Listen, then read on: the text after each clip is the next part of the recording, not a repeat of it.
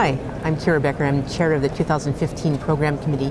I'm here with Dr. Michael Hill, who's one of the primary investigators of the ESCAPE trial, which was presented in this morning's plenary session.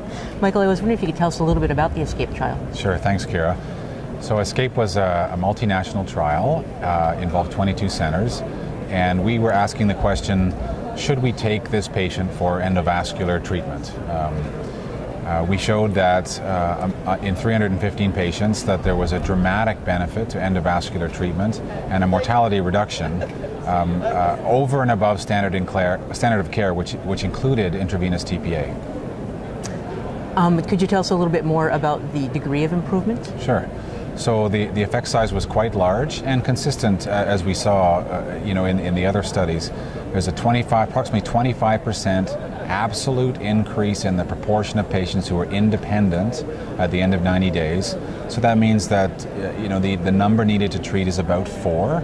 For every 4 patients you treat, 1 additional patient will achieve an independent outcome. And we saw an absolute reduction of 10% in mortality, just shy of 10%. So, and that was about a 50% relative reduction in mortality. Wow. And how did you select patients for this study? So an important component of our study and the other studies, which we will also have a chance to talk about, is the way imaging was used. We think there are 3 key factors to the success. The first is to select patients with imaging. We used plain CT and CT angiography, and we used a novel technique called multi-phase CTA to examine the collateral circulation, the peel collaterals that keep the brain alive. The second sort of key message from our study and others is to act fast. So once you know that you have a good patient based on their imaging criteria, then you have to open that artery really, really fast. And then the third thing really is we've benefited tremendously in the last few years with the evolution of the retrievable stents, which have been terrific additions to the armamentarium of opening arteries. And they're really, in my view, they're really a game changer because almost all interventionalists can get an open artery 9 out of 10 times. That's great.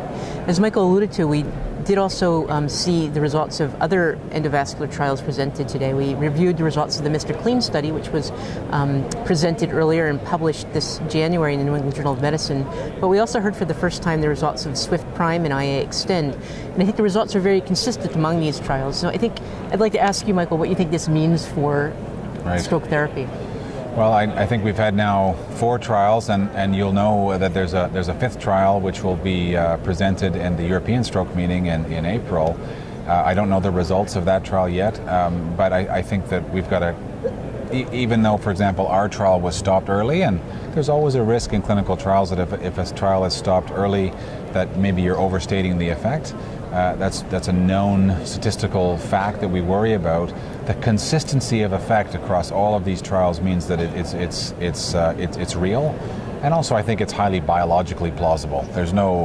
We all know that the reason TPA works is because it opens arteries, and now we're showing that if you open arteries in essentially a superior adjuvant way, you get better outcomes. So I believe it. And I think that we're going to have to spend some time trying to get this out there. We need to change the guidelines. And just maybe 2 points of clarification. In most of these studies, patients also received TPA. Mm-hmm. Do you see any differential benefit for patients who get TPA and those who don't? Well, certainly in ESCAPE, about 3/4 of our patients were treated with intravenous TPA, but we also included patients who were not eligible for TPA. For example, they were on anticoagulants, or there was another reason why they couldn't have TPA. These patients benefited just at the same rate. There was the outcomes were similar, and the effect size was similar. So. Although it's a smaller group, it was statistically significant. There was no evidence of what we call heterogeneity of effect, whether you got TPA or not. So I think that the treatment applies to both types of patients. And then all of the studies used a little bit of a different imaging criterion for enrollment, from just showing that there's been a vessel occluded to more fancy diffusion-perfusion imaging. Sure. What do you think is the need for the extra imaging? Yeah, well, I think there's a common theme, which is you need to have a good scan on the plain imaging. You need to prove that there's an arterial occlusion, so there's a target to go after endovascularly. The third thing was to image either collaterals, as we did, or use perfusion imaging. That provides, I think, the extra specificity. That's going to select a group of patients who really are going to benefit dramatically. But I think we need to explore that's probably perhaps our next task really is to explore what do you do with those patients who don't quite have that great collaterals or a terrific perfusion-diffusion mismatch. It's quite possible, as has been shown in the Mr. Clean study, that those patients benefit. Perhaps the prognosis is not so good, but there's still benefit to treatment. Maybe I'll also ask you what you see as the overall effect of this therapy. We know that it's highly effective. What percentage of stroke patients will actually be qualified to receive this therapy? Right. Well, I think if we look at the United States, there's somewhere between 750,000, 800,000 strokes a year. Of those, 15% are going to be hemorrhages, 85% will be ischemic stroke, and probably a third of these ischemic strokes are these big, large vessel occlusions.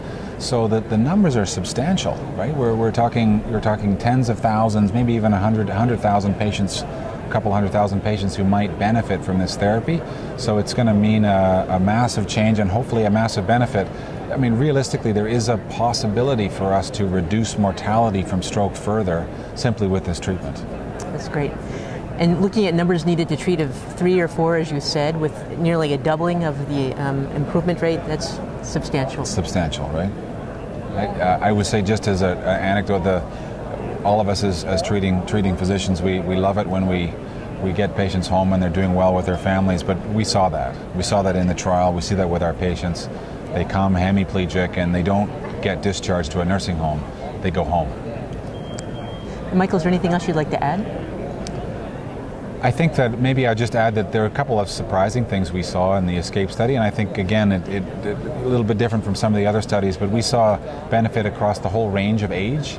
We did not restrict the upper age limit. In fact, it seemed that the octogenarians were people who benefited equally well, if not more, and that's an important, really important consideration, as many stroke trials have restricted age group at age 80.